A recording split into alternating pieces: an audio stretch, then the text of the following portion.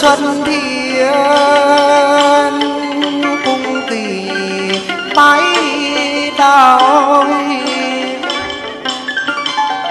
cung thỉnh mời Phật thánh lai đao từ chúng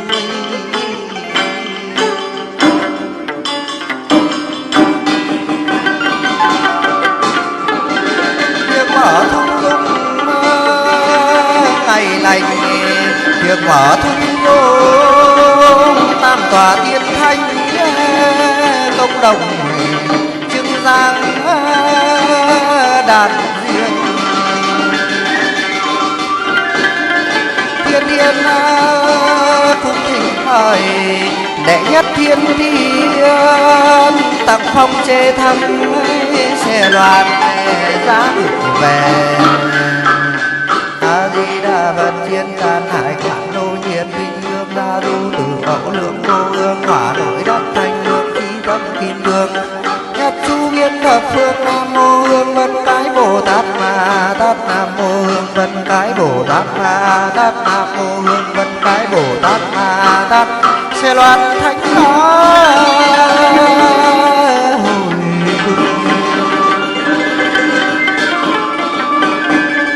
mồng 3 tháng Thìn giờ giấc ngày mồng 3 tháng Thìn xe loan sớm lánh cõi tiên ai tường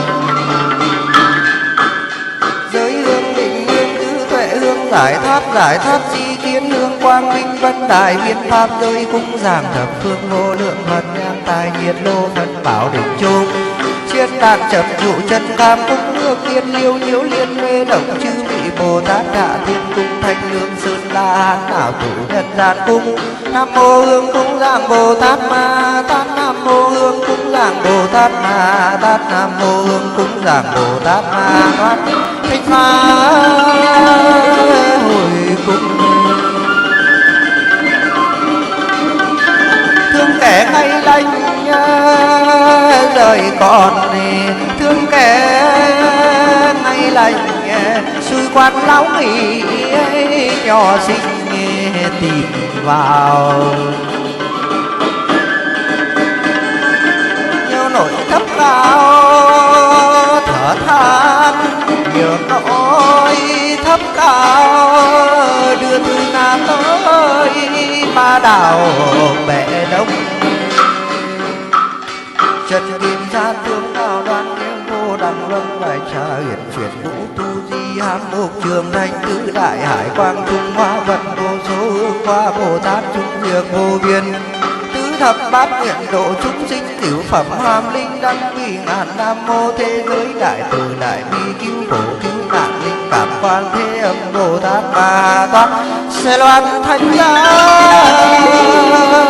hồi cung cảnh thiên thai vua ngọc hoàng cảnh thiên thai đèn rồng cao ngất lâu đài thấp kiềm mới ứng điểm rồng bay phượng múa từ lần dần thất bội sao xa 8.000 tiên nữ dân hoa sớm khuya chầu trực vua cha khí ngọc hòa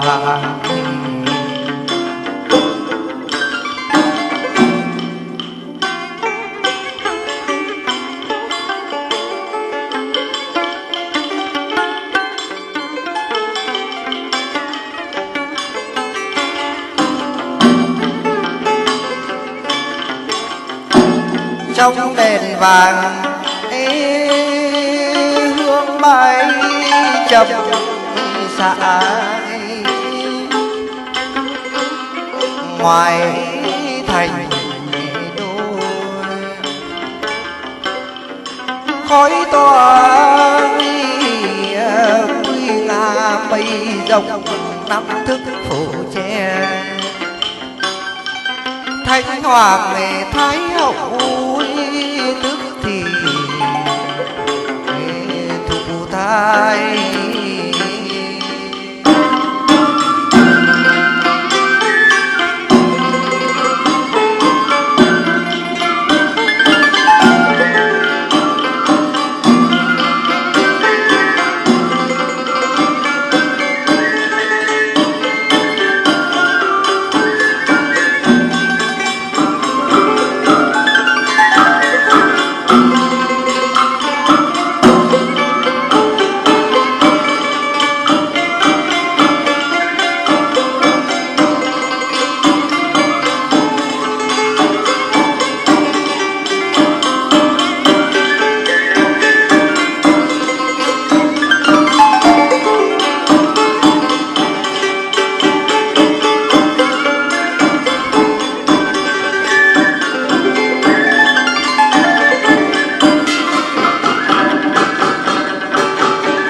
Quang long nhan thâm kỳ diệu quang minh chiếu từ trung ngã tích tâm cung giang im mục hoàng thân cận thánh chúa tiên trung vương.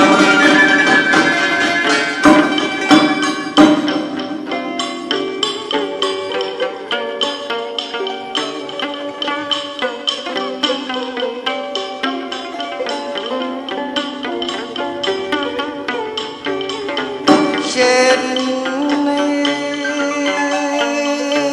thượng rơi tôn quan giáng thế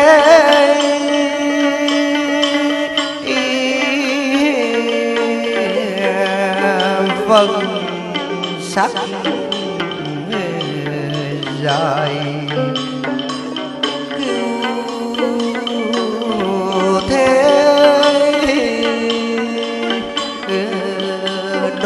dần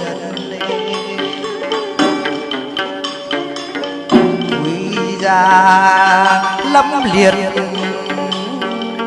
như thân khắc họa thế giới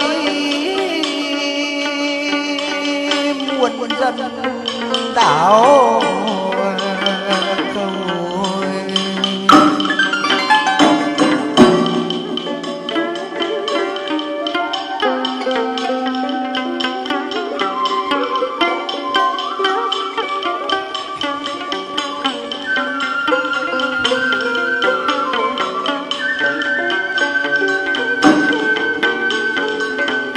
trong tam cõi cửu châu đều vọng bay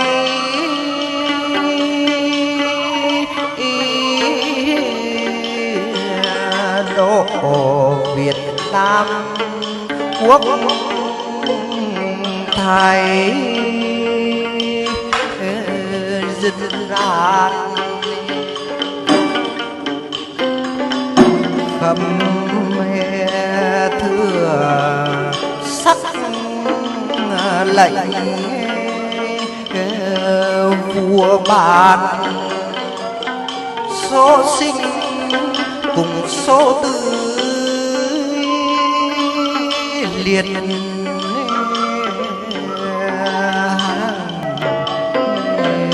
châu phê sẽ loan thánh giá hồi cùng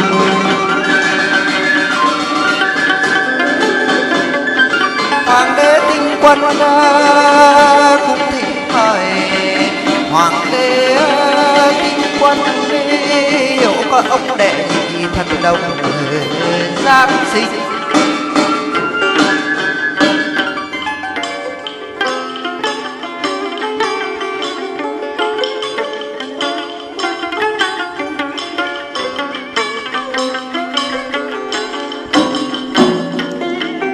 Tại thiên đình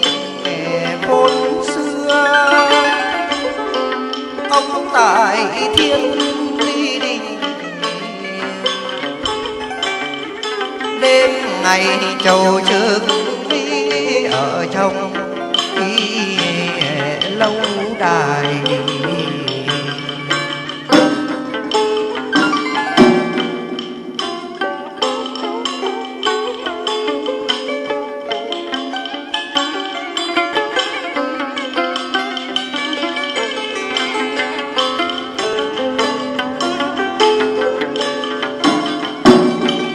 Sổ tử trên đời sổ sinh, sổ tử trên đời một tay biên chép chẳng sai, số nào bá quan văn vũ đội tàu, khi ra mẹ ngọc khi vào thì tòa trước.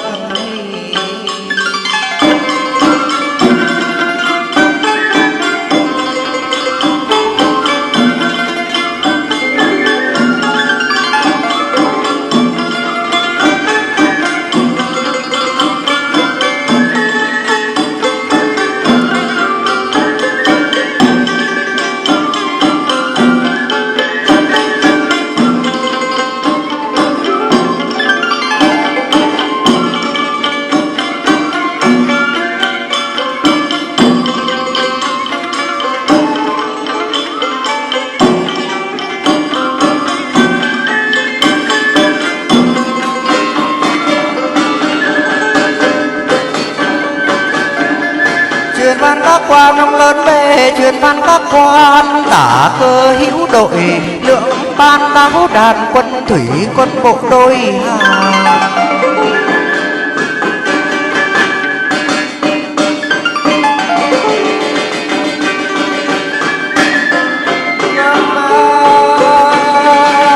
Thật trong đất hoành sơn, đánh đông dẹp bắc cho an nước nhà. Bốn phương đều âu ca cổ vũ, lệnh quan quân thuyền nghiêm chỉnh trước sau.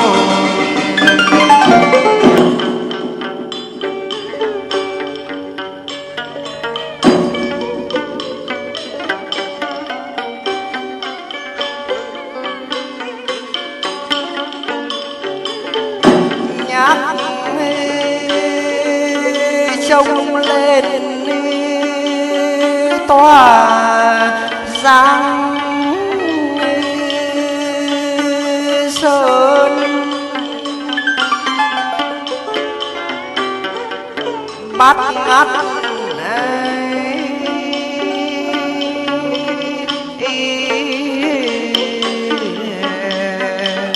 không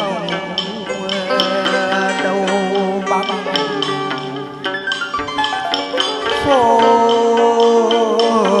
cát đôi mà khang. Na lô xô nước chảy tràn tràn,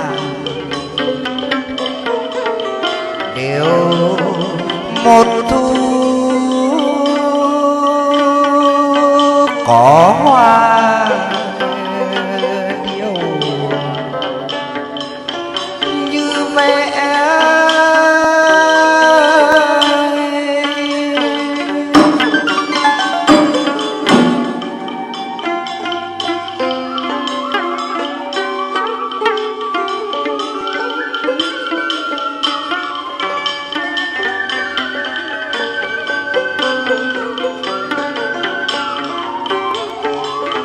Ban tích chiều hạc bay về, lẻ tẻ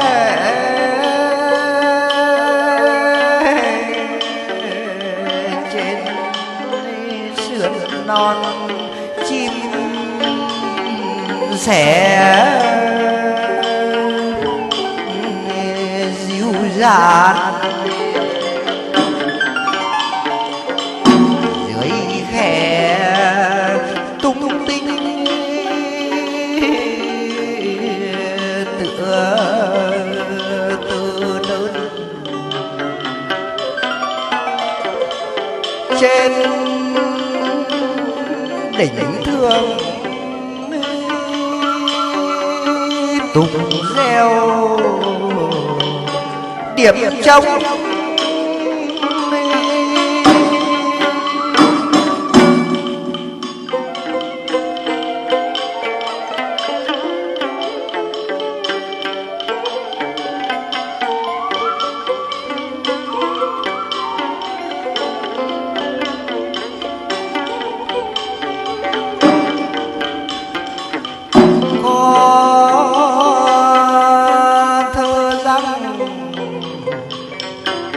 ngần ngật sung sơn kiêu dĩ lòng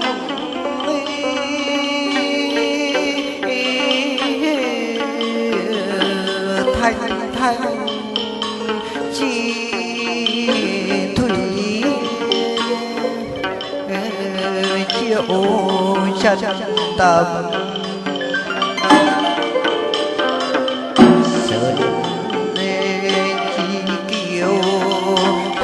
thủy tự thầm đây thực chốn non nhân bầu nước chi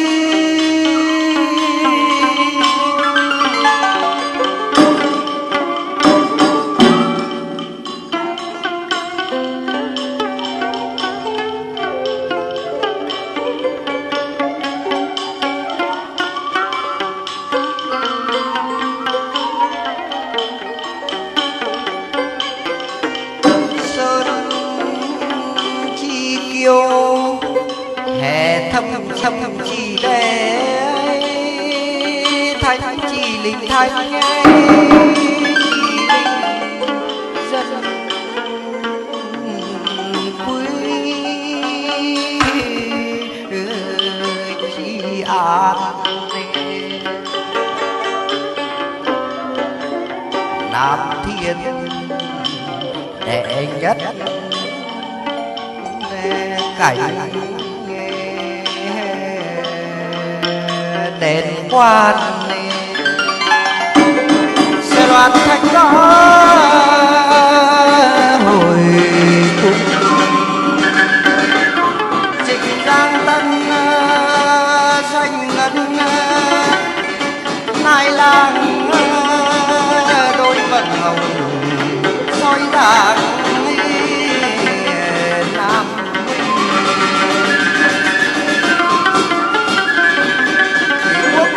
con vua thủy quốc hay đồng tình để tam hoàng tử giang sinh đèn đồng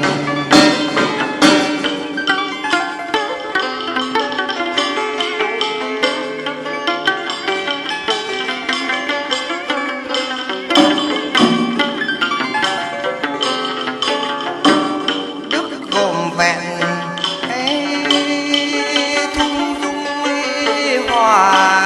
mạc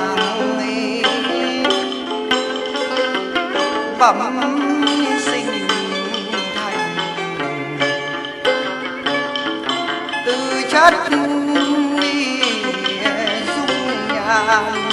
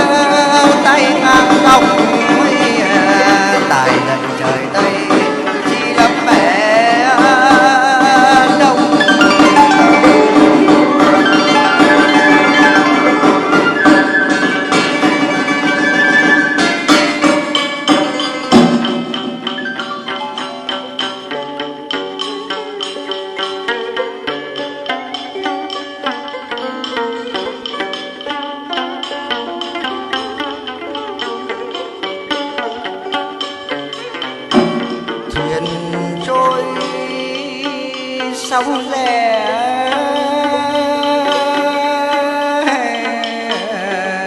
đến ngã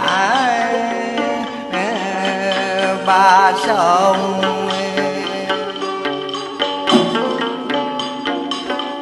đến ngã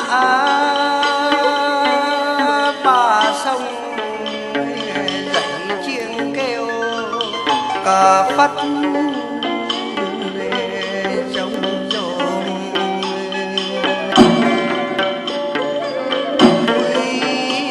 lừng lẫy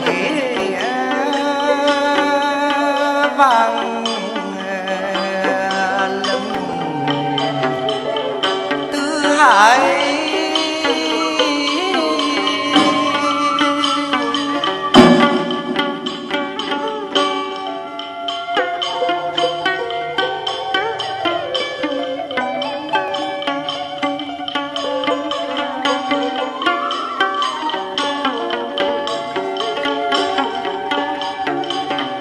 Chạy về Phủ Thái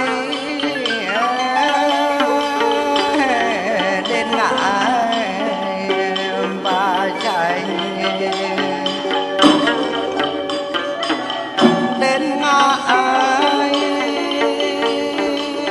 Ba Chanh đến Tiên La nhã nhạc tiếp liền về Bát Hải quân thần khanh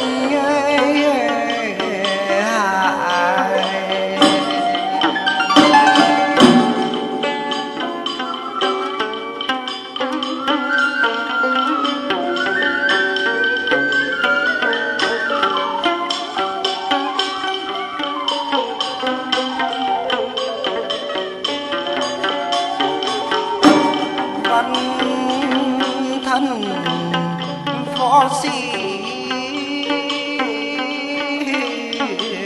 ngọc nữ tiên phi, ngọc nữ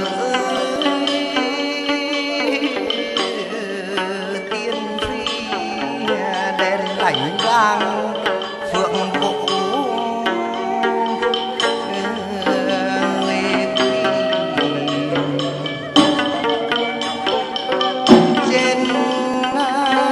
Bảo Điện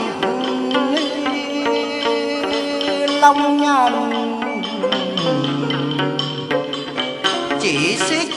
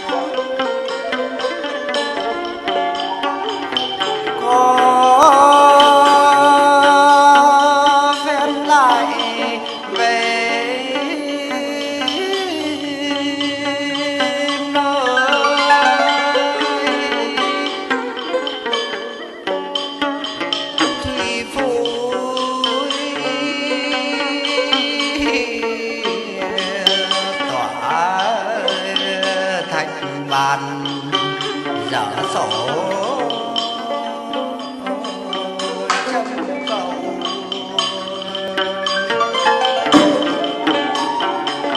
Dạo chơi doanh thẳm vực sâu 12 cửa bể thu màu cảnh thanh.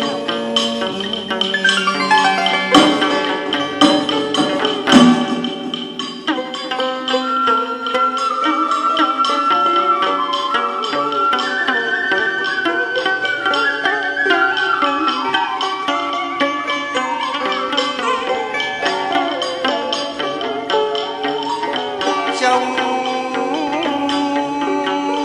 cắm cánh chiêng vàng anh hỏi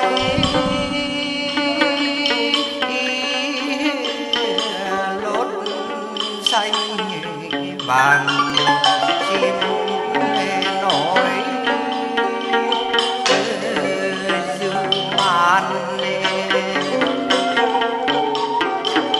chiều thân bắt võ mà quan sai lên đón rước quan lớn đệ tam về chầu.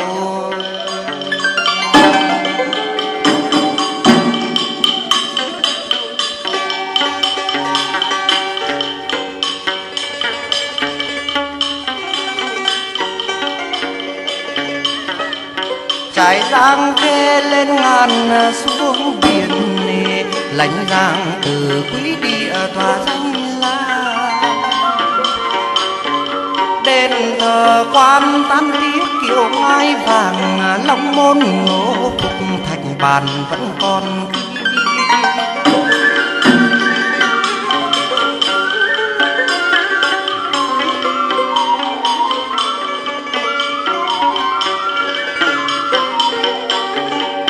Hoa tước thì ra lâu đài tiên cát dâng lúc về thủy quốc một kỳ. Cũng có phen lấy ngọc lưu ly đùng đùng dâng nước phép thì không ai đưa.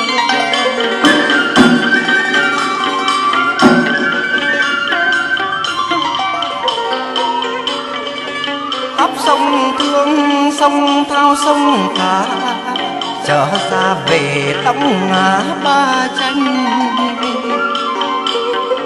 Ngày sướng ca đàn hát tập tành thi ngâm vũ lục này đàn tranh chơi bời.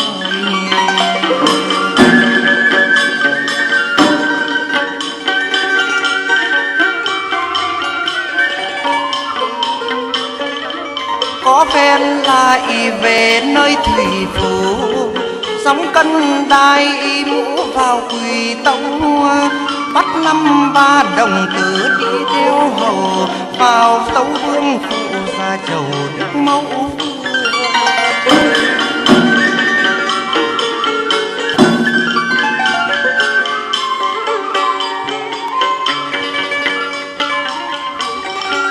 Có phen lại phi phương biên hóa vào Nghệ An thượng hạ đại gia. Thuyền rồng treo quế buồm lan khi chơi sông Tô Lịch khi sang sông Cầu.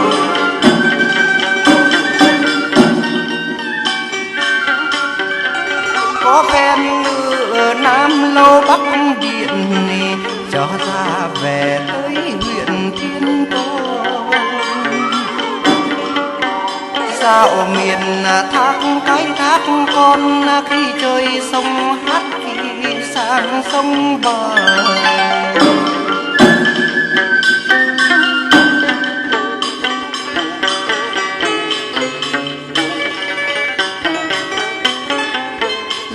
thần thơ tản viên chơi tam đào, truyền chữ quân đôi đạo tiên phong.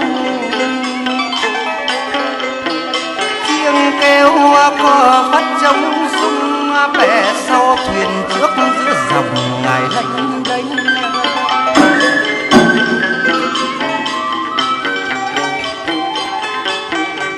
Trống cầm canh chiêng vàng ánh ỏi, nốt xanh vàng chìm đồi sương. Chiều thần văn có ba quan, sai lên đón rước quan để tam về hầu.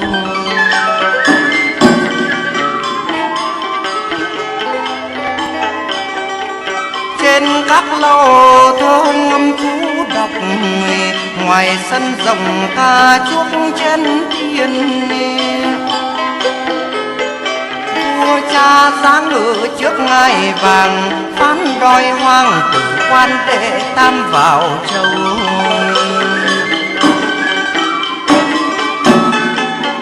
Ngự giờ lâu phán đòi người nhân thứ, sai ông lên cứu trợ người trần gian. Một tay hoàng tử vương quan, cứu sinh cũng lắm ngài đồ oan cũng nhiều.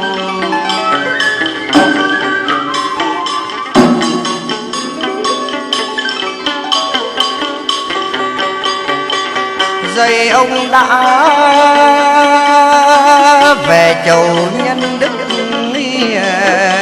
cứu nhân gian vạn đức siêu sinh.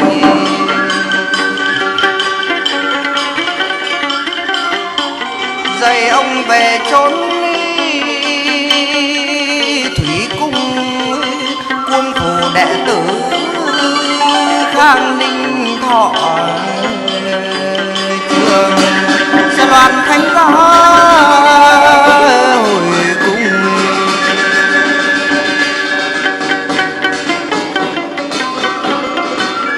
Đệ tử tôi khấu đầu cũng thổ tiên văn chầu để ngũ Long Vương.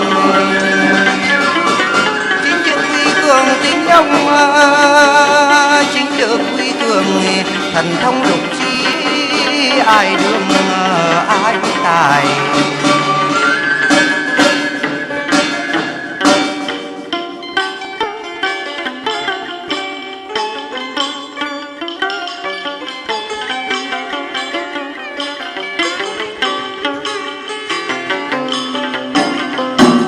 Cảnh thiên hai ông hằng châu trực,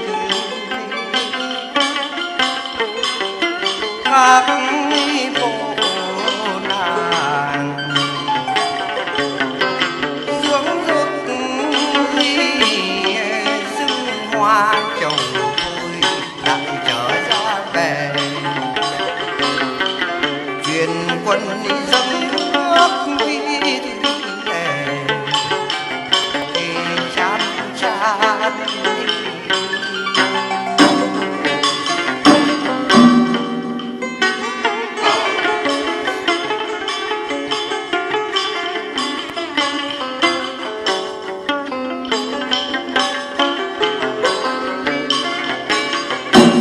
Khắp bốn phương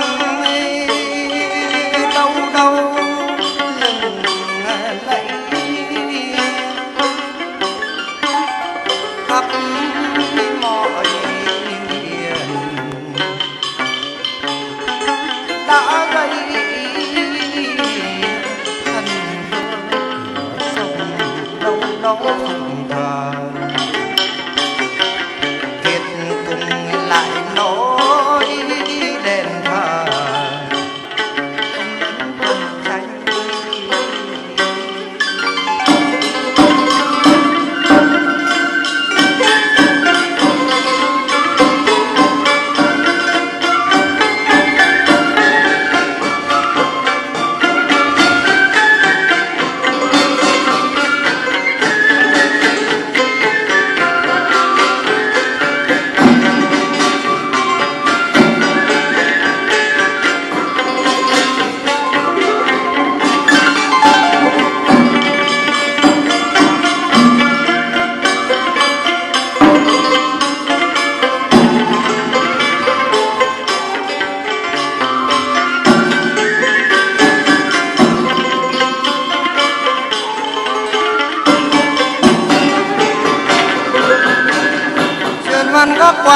ơn tuần truyền văn các quan, tả cơ hữu đội lượng ban đáo đàn, quân thủy quân bộ đôi hàng.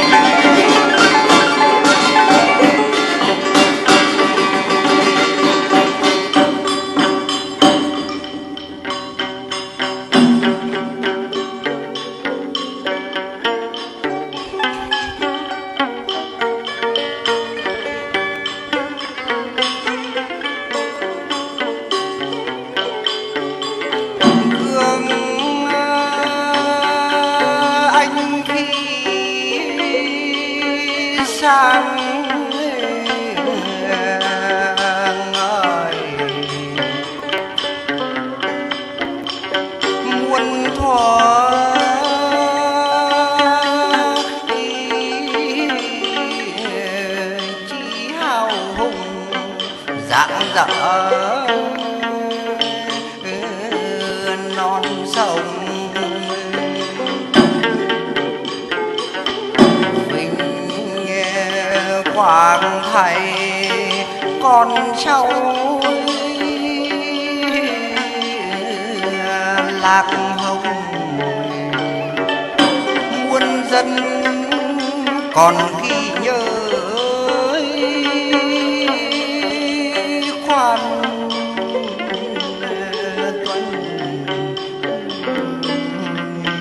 tài cao.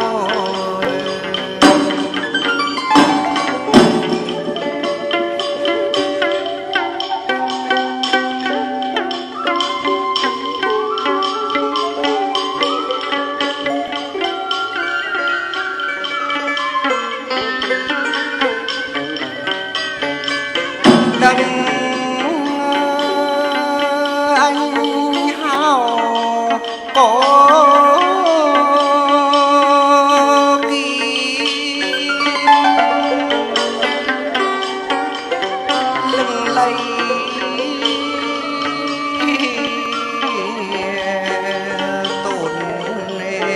quan tuân đã dạy thân ơi, cửa sông đâu đó phúc thờ kỳ cùng lại nói đèn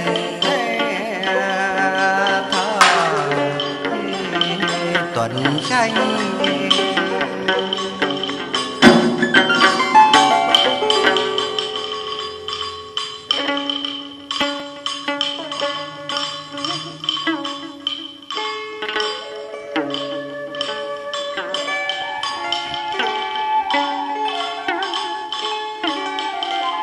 Sông tranh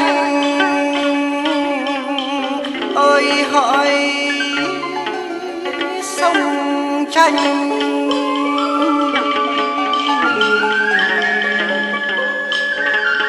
trăng nước còn in chật tung hoành.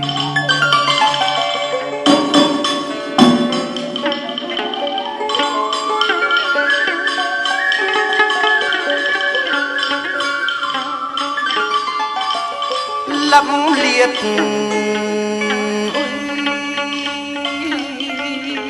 hùng gương trang sĩ,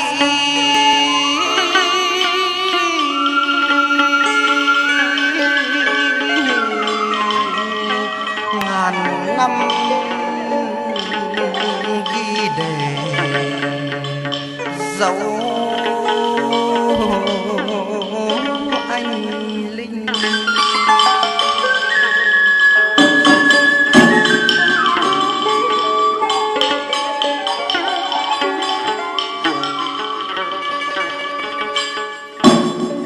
ai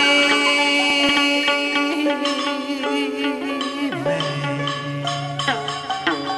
qua bên sông Tranh,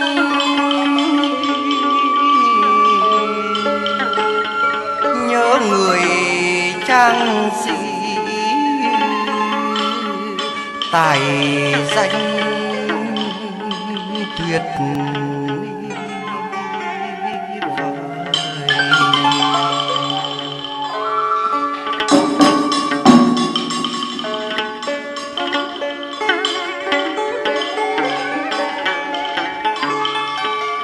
dẫu rằng nước chảy hoa trôi,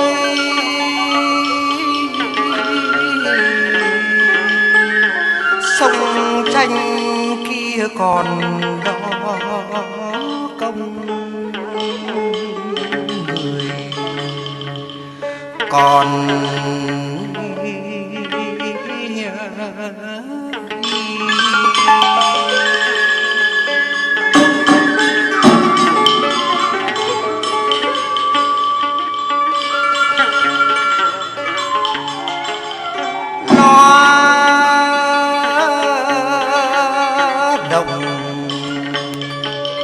hỏi nước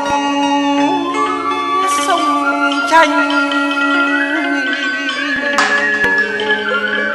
lưỡi đao giết giặc tung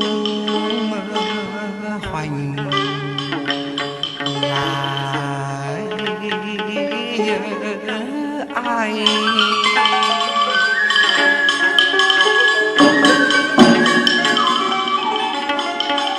Sông Tranh cất tiếng xả lời, có quan đề ngũ chỉnh người Ninh Giang.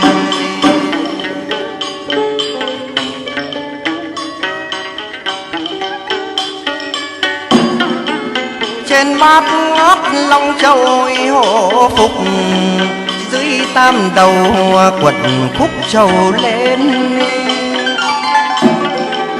Đôi lần dần phượng múa đôi bên, quan tuần chắc sáng dáng ngự lên sập công đồng.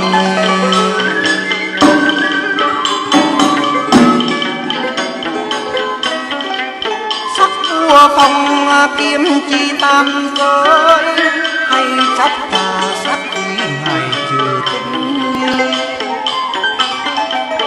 Tôn quan tâm vạn phép muôn linh, quyền ông cai quản âm binh nhà trời.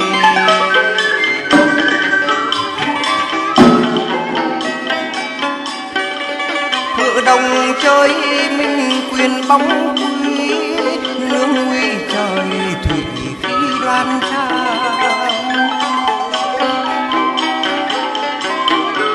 Bóng đức ông ngài hiển hách uy quang, ra tay tế độ trần gian con được nhờ.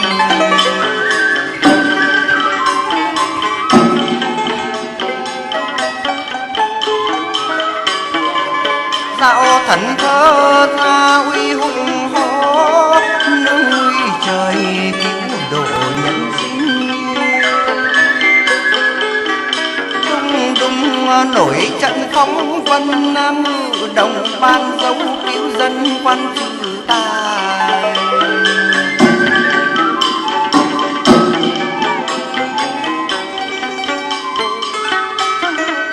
Khắp gần xa bách quan đều phục, ai có lòng hưởng phúc hà sa.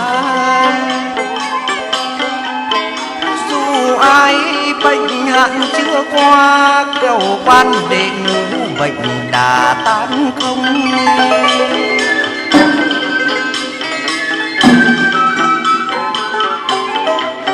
Con dốc lòng ơn ông vạn bội, hoặc ai mà nhầm lỗi truyền thai, hay là cách trở giang hà cấm cơ chỉ núi núi đà tăng không.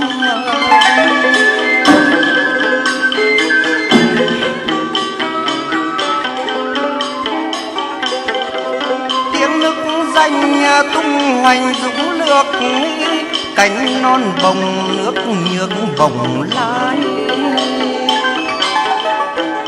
Khi chơi ban trúc ban mai, bàn loan tiệc ngọc sum vầy sương cay.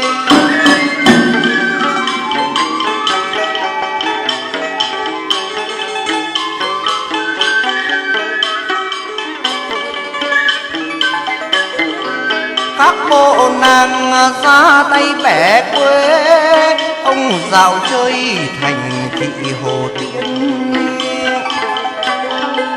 Hay 3000 thế giới dư thiên, tiếng ông đệ ngũ khắp miền Đông Tây.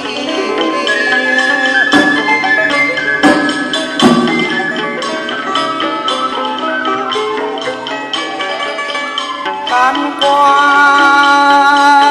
ninh tỉnh dân ai thái bình, ông bè linh giang điện đình cuông phu đệ tử khang linh thọ chưa. Xe đoàn thanh gió hồi cung chỉ can khôn nổi lên Nam Việt đất Thanh Hòa nhân kiệt đi.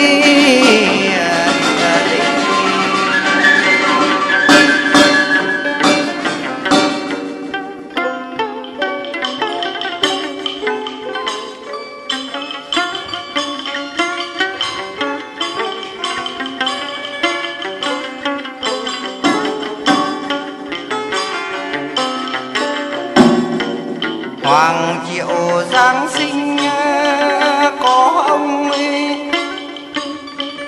Hoàng Diệu Giáng ấy sinh vào nhà nhân tộc nên danh tương tài.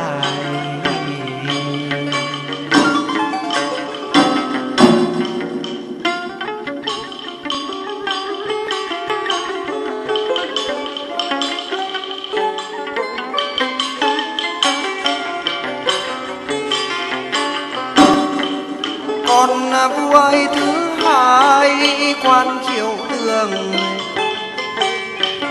con vua thứ hai đời Lê Thái Tổ quan cai triều đình.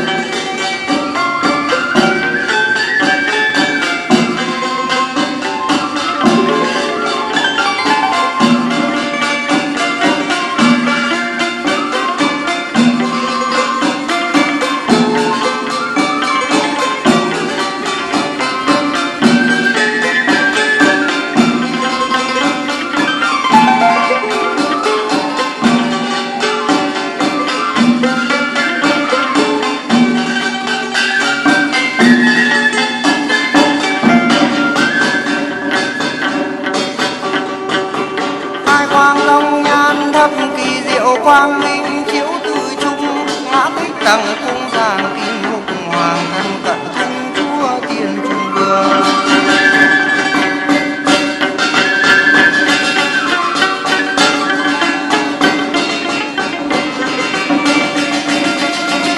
Gom thần trong đất hoành sơn đông dẹp bắc cho ăn nước nhà.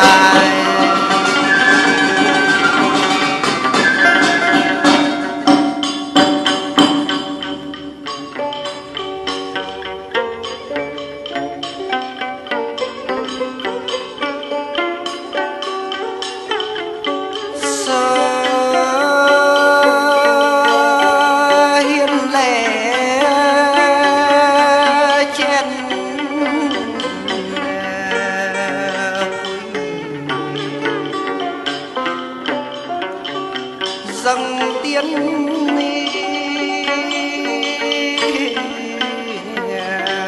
bản tiến vào chuốc chén Nam Phòng giúp chữ vàng vạn tuế thành cổ quan lớn chiều giáng phúc muôn dân cát khánh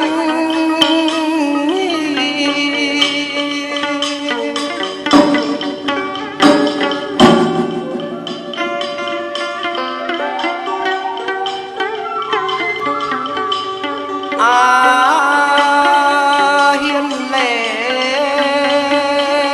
trên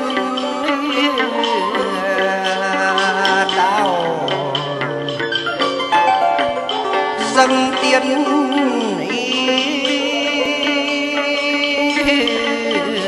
mùi hương đưa chén rượu trường sinh trên bảng đề đại thượng quyết định sau được chữ nhân thân như tại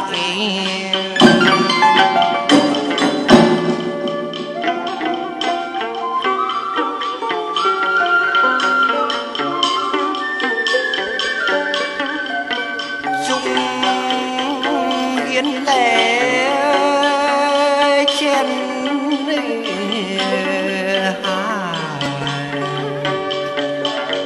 dâng tiến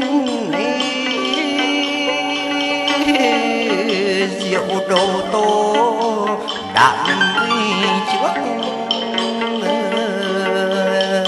tam tuần trước chúc câu cửu thổ dài xuân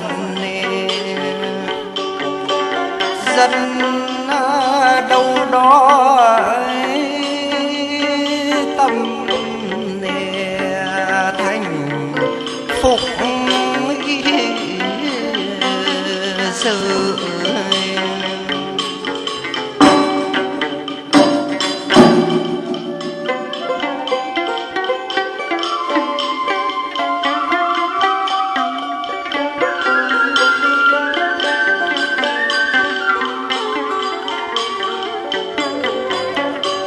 việc sử chép đời hậu lê thái tổ đức nguyễn kim phù chúa an dân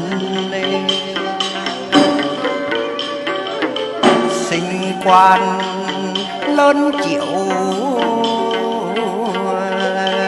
chung thân đã hay kinh sư lại nhuần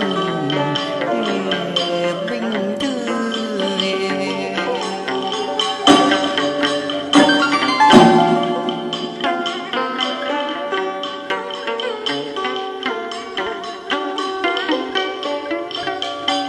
giận họ Mạc quyết chứ căn thảo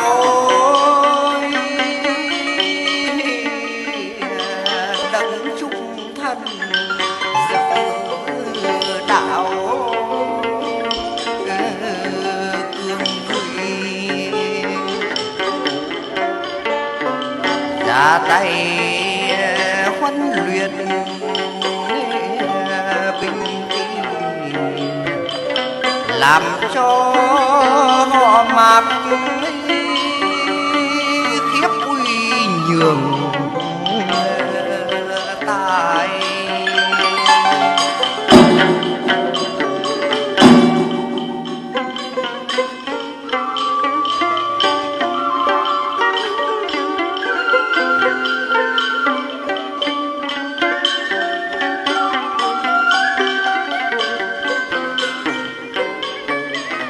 Đã nên đắng khói đại đệ nhất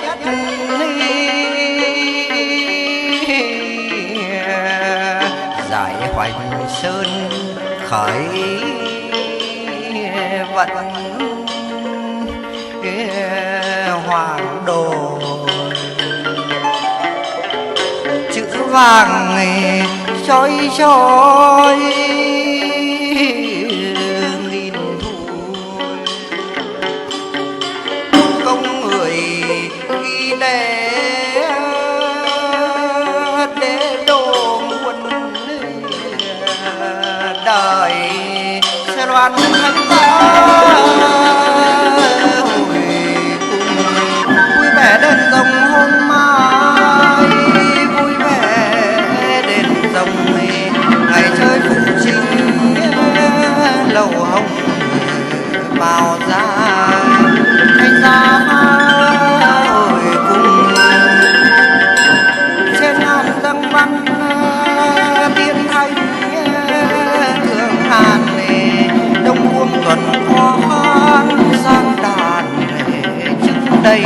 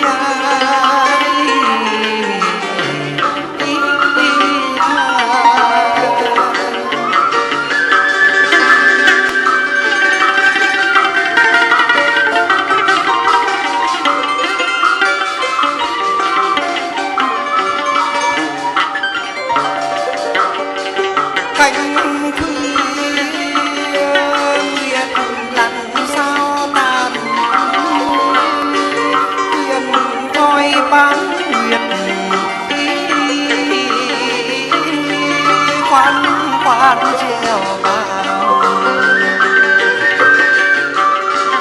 gấp gành quán thấp lâu cao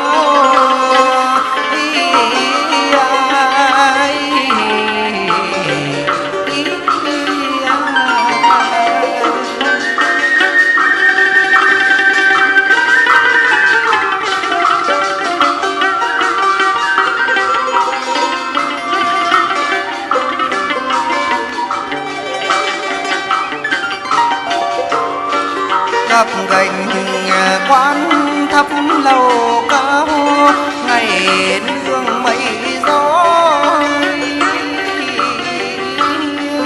chắc sao lưng đôi nón buồn mai quay lăng hoa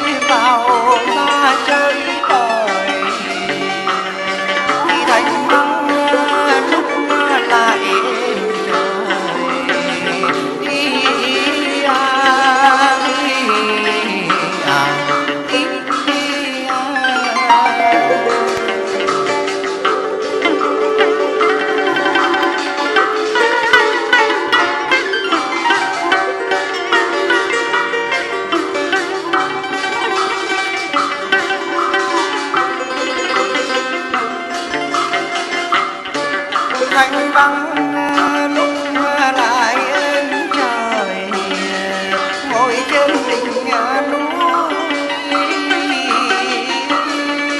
cất người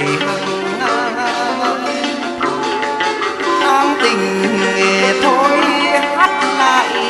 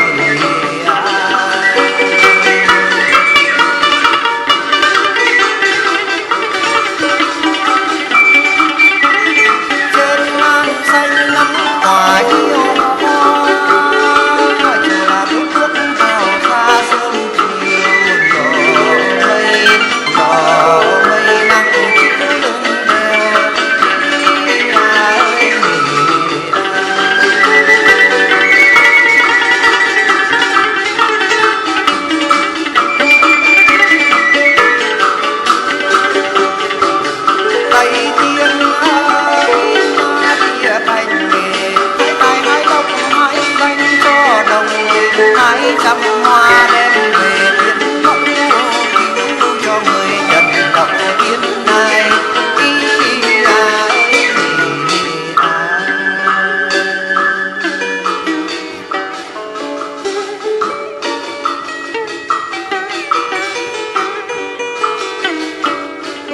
non buồn nay quê lăng hoa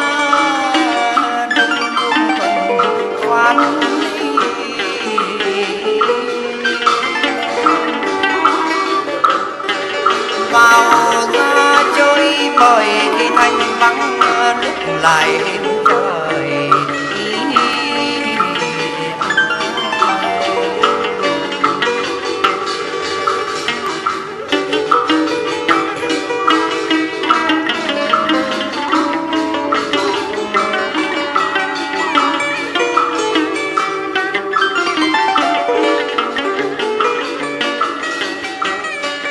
thanh vắng lúc lại êm trời ngồi trên đỉnh núi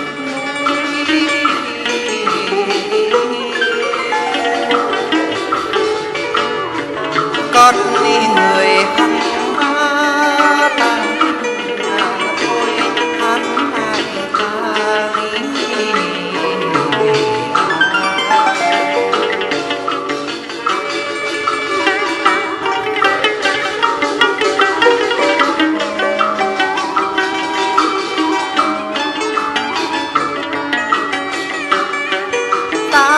tình thôi hát lại ca vẻ bay dòng xa